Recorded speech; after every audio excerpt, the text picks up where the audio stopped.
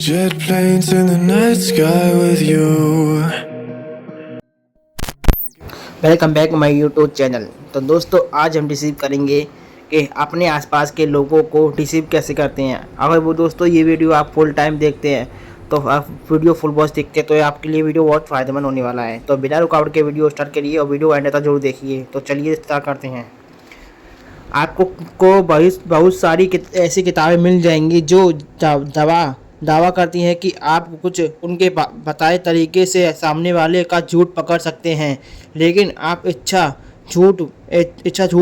अच्छा झूठ कैसे बोल सकते हैं यह शायद कोई नहीं बताता। यह वर्जित नहीं होना चाहिए क्योंकि कभी कभी हम सभी को झूठ बोलना पड़ता है। यह जीवन का एक सरल तथ्य है कि हम पर समय सच नहीं बोल सकते हैं। बेशक हम डायरेक्ट साइकोलॉजी पर लागू होने वाली सभी चीज़ों के में एक निश्चित मात्रा में झूठ बोलते हैं, या यूं करें कि हम कम से कम शब्द की विशेषता परिभाषा में झूठ बोलते हैं। इसका मतलब यह है कि अगर आप माइंड रीडिंग करना चाहते हैं, माइंड कंट्रोल करना चाहते हैं या किसी को मैनिपुलेट करना चाहते हैं तो आपको एक निपुण झूठा बनना होगा। यह पूरी किताबों में हमने फ्रेमिंग के विचारों का हवाला, यानी कि दोस्तों इस पूरी वीडियो में मैंने फ्रेमिंग विचारों का हवाला दिया है, जिसे यदि आपको पहले इसका मतलब नहीं पता था तो आपको संदर्भ के माध्यम से इसका एक अच्छा आइडिया मिल गया होगा। लेकिन अब इन अवधारणाओं को औपचारिक रूप से जानने का समय आ गया है। इस तरह से झूठ बोलने के लिए इन जरूरी बातों को सीखना जरूरी है। अगर कोई किसी को डिसीव करना है तो आप सिर्फ एक झूठ बोलकर ऐसा नहीं कर सकते। अगर ऐसा होता तो यह काफ़ी आसान होता, लेकिन हकीकत यह है कि इससे कहीं ज़्यादा मुश्किल है। आपको एक संपूर्ण वास्तविकता का निर्माण करना होगा जिस पर श्रोता और सब्जेक्ट यकीन करे। यही कारण है कि झूठ बोलना इतना मुश्किल हो जाता है कि यही वजह है कि ज़्यादातर लोग झूठ बोलने में महारत हासिल कर लेते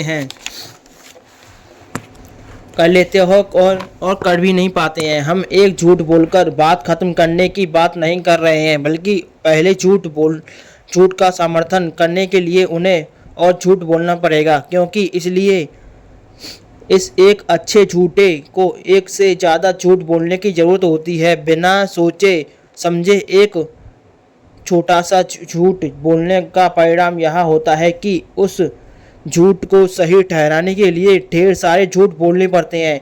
एक झूठ को छुपाने के लिए बहुत सारे झूठ बोलने पड़ते हैं, लेकिन ये और बाद में गलती भी माननी पड़ती है, क्योंकि हम झूठ बोलते हैं तो उसकी गलती हमें माननी पड़ती है। कभी ना कभी तो झूठ पकड़ा जाता है, इसलिए एक झूठ छुपाने के लिए हम बहुत सारे झूठ बोलते हैं।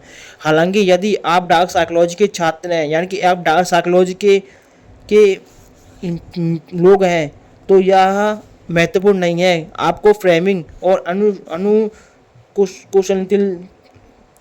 अनुकूलनशीलता के सिद्धांतों को सीखना होगा ताकि आप किसी भी स्थिति के लिए ज़रूरी झूठ बोल सकें। फ्रेमिंग के पीछे के मूल अवधारणा को समझा जा सकता है, लेकिन आपको यह भी समझने की ज़रूरत है कि अनुकूल क्षमता इसके साथ ही कैसे काम करती है। आखिरकार अनुकूलनशीलता के बिना फ्रेमिंग टेक्निक कुछ भी नहीं है। आपकी अनुकूल क्षमता इस पर निर्भर करती है सामने वाला जैसा भी उस बात पर रिएक्ट करें, आप अपने सिस्टम को समायोजित कर सकें। आपको यह नहीं पता होगा कि आपको रिसेप्शन का जवाब कैसे देने वाले हैं, इसलिए आपको उनकी किसी भी प्रतिक्रिया के लिए तैयार होना होगा, फिर चाहे वो अच्छी हो या बुरी। यदि वे आपके डिसेप्शन पर शक करते हैं या किसी प्रतिक्रिया देते हैं या ऐसी प्रतिक्रिया देते हैं तो यह बिल्कुल अच्छी चीज़ नहीं है, लेकिन इसका यह मतलब नहीं है कि मजबूत अनुकूलनशीलता अनुकूलनशीलता के साथ आपका झूठ पकड़ा जाएगा। जो चीज़ फ्रेमिंग या अनुकूलता को एक ऐसा शक्तिशाली संयोजन बनाती है, वह यह निहित है, वह यह रणनीति है। इन दोनों के एक साथ होने से आप न केवल सामाजिक परिवेश में किसी भी संभावित परिवर्तन के लिए तैयार रहते हैं, बल्कि अगर वास्तविकता से कम कहने के लिए आपको स्पष्ट रूप से चुनौती दी जाती है, तो भी आप पर्याप्त अनुकूलता के साथ इससे दूर हो सकते हैं। डिसेप्शन कोई आसान काम नहीं है और इसलिए ज़्यादातर लोग इसमें सफल नहीं होते हैं, क्योंकि यदि आप एक निश्चित तरीके से तथ्यों को डिसेप्ट करना चाहते हैं तो सिर्फ यह काफ़ी नहीं है कि आप इसे इतना अच्छा बना दें कि यह पसंदनीय हो। आपको सब्जेक्ट को यह सोचना होगा, आपके सब्जेक्ट को यह सोचना होगा, यानी कि आपके दिमाग को यह सोचना होगा कि आप वास्तव में चीज़ों को वैसे ही खींचना है या उन्हें बहुत आवश्यक नहीं बनाना। कुछ हद तक आपका झूठ वास्तविक दुनिया में फिट होना चाहिए। हालांकि आपको अपने डिसेप्शन को अनुकूल करने की ज़रूरत है। यहाँ एक सिर्फ यही अनुकूलनशीलता नहीं है, न केवल आपके डिसेप्शन को समायोजित करना होगा, बल्कि आपको उन लोगों के आधार पर संचार के अपने अचेतन संकेतों को बदलने की सक्षम होना होगा जिनसे आप झूठ बोल रहे हैं। आपको सतर्क होना रहेगा कि लोग आपके साथ क्या कर रहे हैं। इसलिए कारण झूठ होता है कि लोगों के साथ डिसेप्शन को अंजाम देने के इस पहलू पर सही ढंग से महारत हासिल करनी होगी, क्योंकि यह आप अन्य अध्यायों का संदर्भ ले सकते हैं, क्योंकि आप इस ज्ञान के बिना इसे प्रभावी ढंग से नहीं कर पाएंगे। डार्क साइकोलॉजी से आप सीख सकते हैं कि यह एक व्यक्ति के रूप में सभी के अनुभव समान होते हैं, बशर्ते वह बिल्कुल समान नहीं होते। आप काफ़ी हद तक जानते हैं कि एक इंसान के रूप में किसी और का अनुभव कैसा है।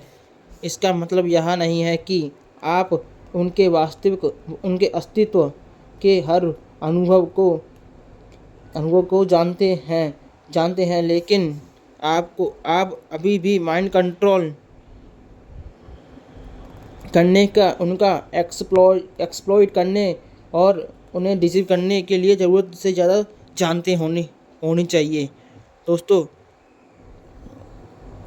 तो मैं आपको बताने वाला हूँ कि आपको अपने आसपास के लोगों को कैसे डिसीव करना चाहिए, कैसे रिस्पेक्ट पाए, वैल्यू कैसे बढ़ाए, दूसरों पर असर कैसे छोड़े, और ये आप सीख सकते हैं मेरी इस वीडियो पर। आप वीडियो को ध्यान से देखिए। अभी वीडियो में समाप्त करता हूँ दोस्तों। बाय। फिर मिलते हैं अगली वीडियो नेक्स्ट।